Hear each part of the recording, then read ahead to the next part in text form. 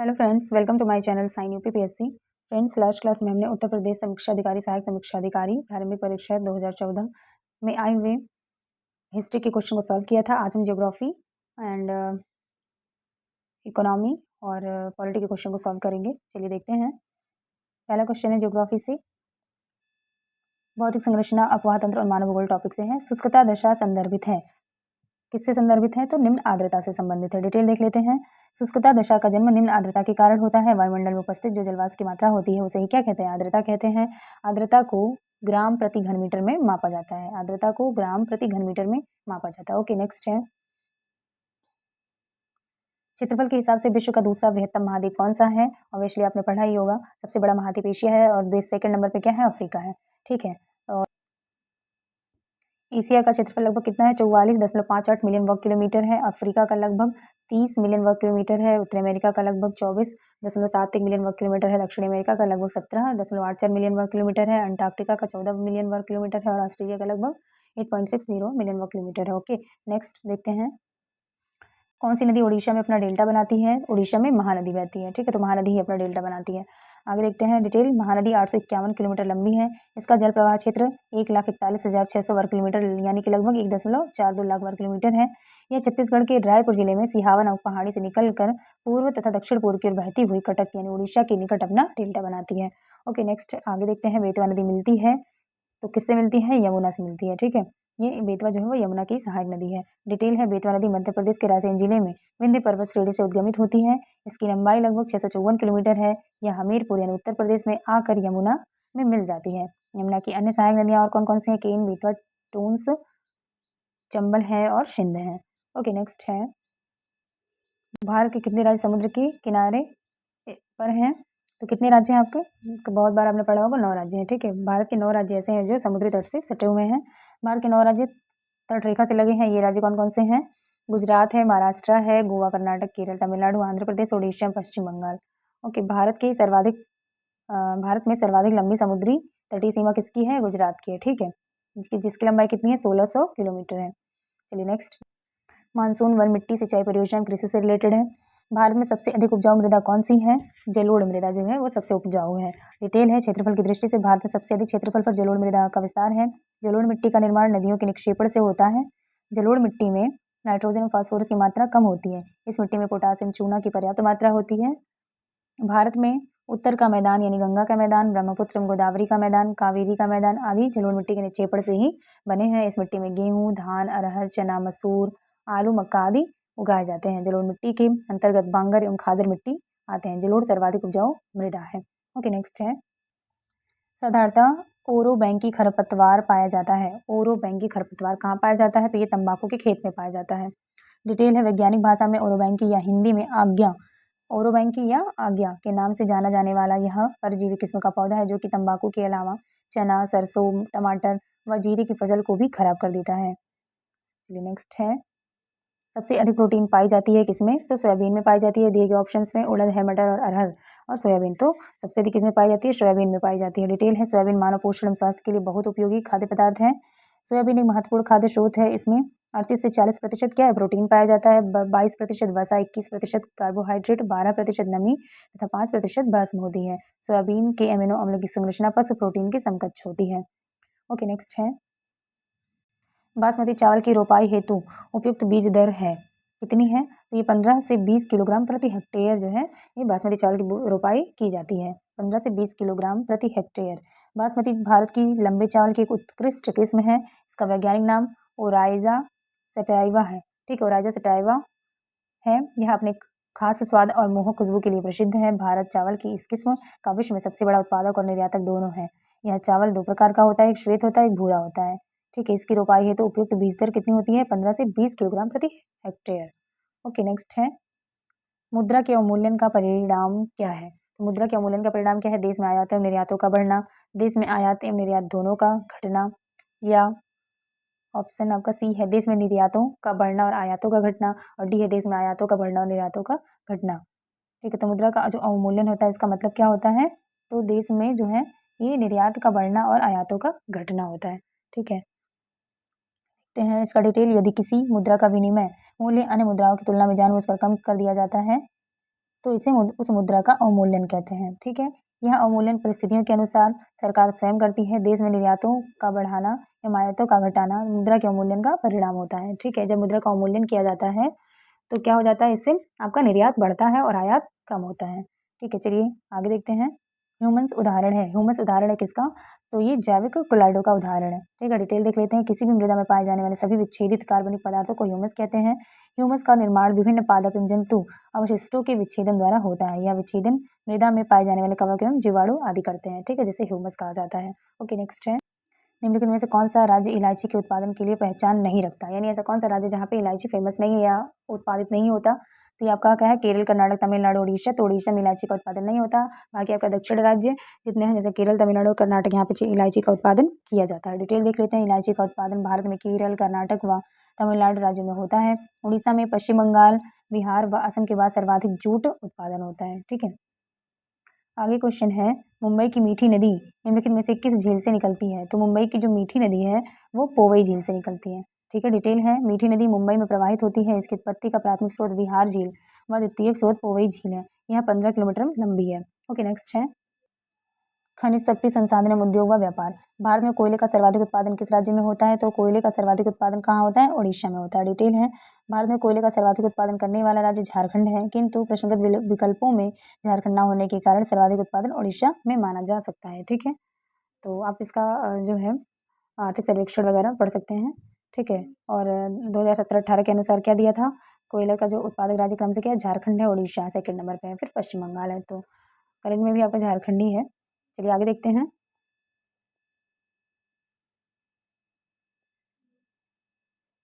Hazira, Bijapur, Jagdishpur, HBJ gas pipeline निम्नलिखित में से किस प्राधिकरण द्वारा निर्मित की गई है।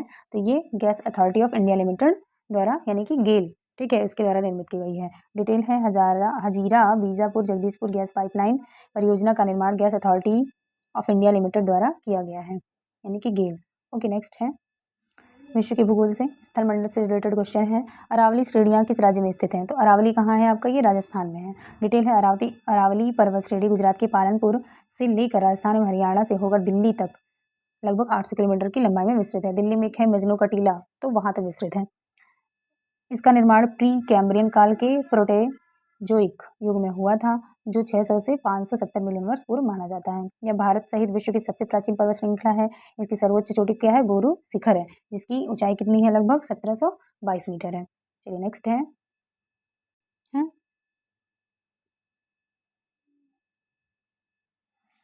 निम्नलिखित में से किस महाद्वीप में उष्णकटिबंधीय पर्णपाती वनों का विस्तार अधिक है।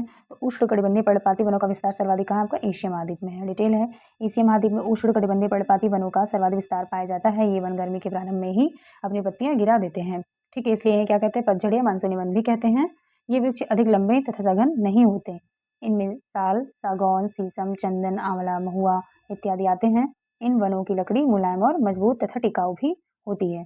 ओके, आगे देखते हैं। जलमंडल से रिलेटेड क्वेश्चन है, सारगैसो समुद्र की विशिष्टता क्या है। तो सारगैसो समुद्र की विशिष्टता क्या है, यह विशिष्ट जो है समुद्री वनस्पति होती है। ठीक है, सारगैसो घास कहा जाता है। डिटेल है इसका, सारगैसो समुद्र की विशिष्टता समुद्री वनस्पति के कारण है। सारगैसो समुद्र उत्तरी अटलांटिक महासागर 20 से 40 डिग्री उत्तरी अक्षांश तथा 35 से 75 डिग्री पश्चिमी देशांतरों के मध्य स्थित शांत एवं स्थिर जल के क्षेत्र को सारगैसो सागर कहा जाता है। इस तट पर मोटी समुद्री घास तैरती है।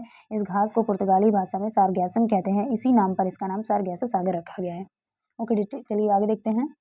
आर्थिक भूगोल से रिलेटेड क्वेश्चन है, मैक्सिको सबसे बड़ा उत्पादक है, किस चीज़ का है, तो चांदी का। ठीक, सबसे ज़्यादा चांदी कहाँ होती है, मैक्सिको में होती है। तो आर्थिकी वाली जो बुक आती है उसमें मिनरल्स एंड डाटा के करंट अफेयर आपके पूरे कवर हो जाएंगे वहाँ से, तो आप वो करंट अफेयर वहाँ से कवर करते रहें।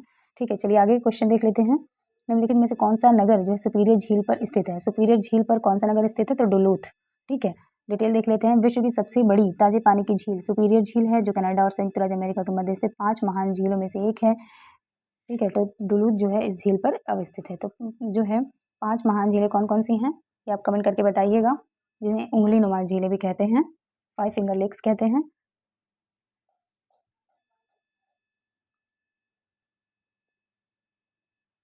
भारत के निम्नलिखित राज्यों में से कौन सा एक नारियल का सबसे बड़ा उत्पादक राज्य है। तो नारियल का सबसे बड़ा उत्पादक राज्य क्या है, तमिलनाडु है।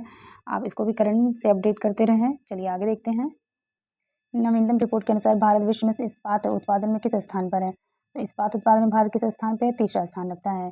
ठीक है, वर्तमान में चीन प्रथम व भारत द्वितीय व जापान तीसरे स्थान पर आ गया है। तो आप ये भी जो है करंट से अपडेट करते रहें।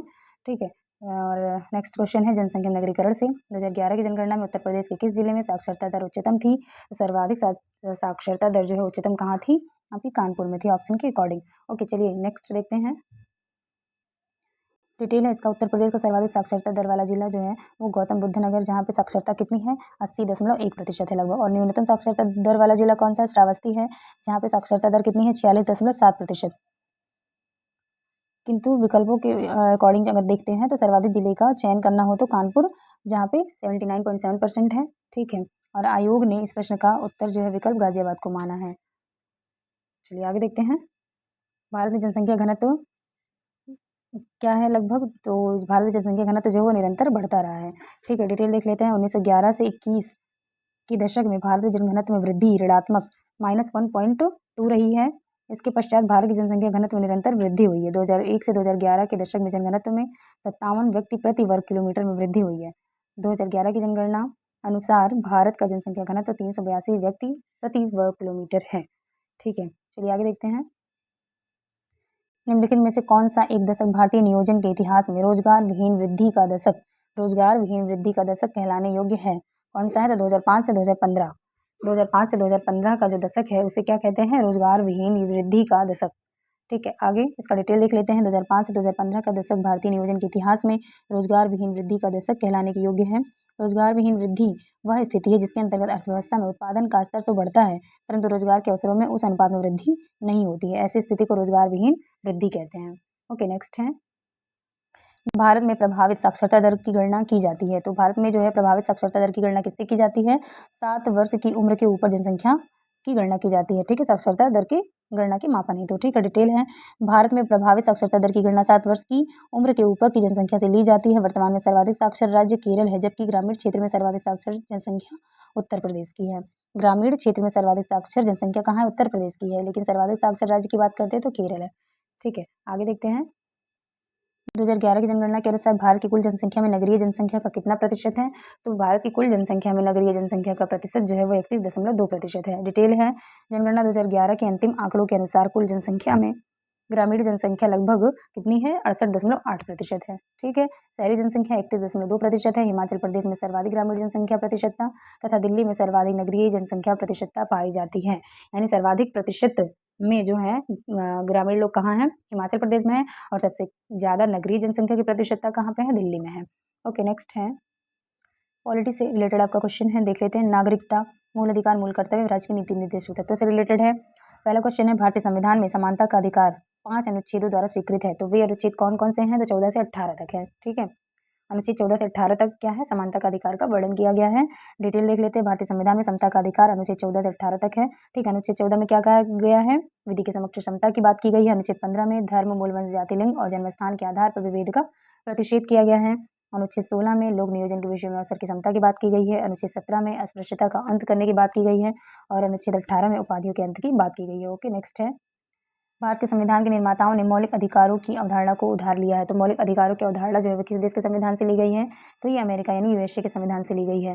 भारतीय संविधान में सन्निहित मूल अधिकारों की अवधारणा, सर्वोच्च न्यायालय की शक्तियां व संगठन तथा उपराष्ट्रपति का पद संयुक्त राज्य अमेरिका के संविधान से लिया गया है।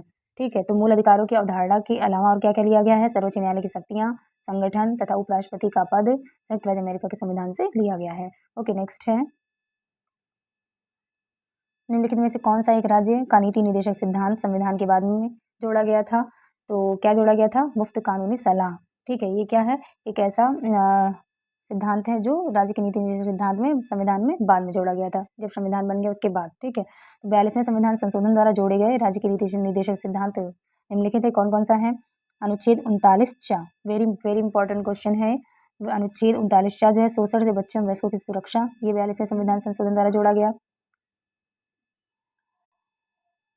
अनुच्छेद 39 में क्या बात किया गया? सामान्य न्याय, निःशुल्क विधिक सहायता। अनुच्छेद 39 का सामान्य न्याय तथा निःशुल्क विधिक सहायता, और अनुच्छेद 43 का में उद्योगों के प्रबंधन में श्रमिकों की भागीदारी।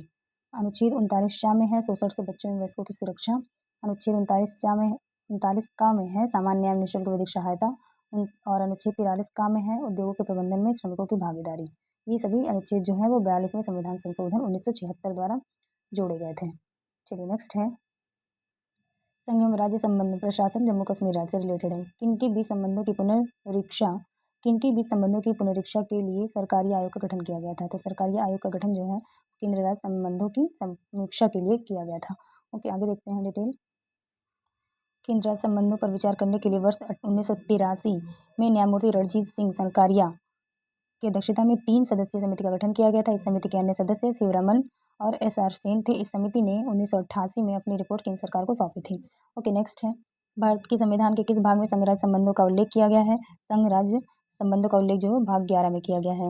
ठीक, भाग 11 में अनुच्छेद 245 से 255 के मध्य किया गया है। क्या भाग जो है संघ राज्य संबंधों का उल्लेख है भाग 11 के अनुच्छेद 245 से 255 के मध्य।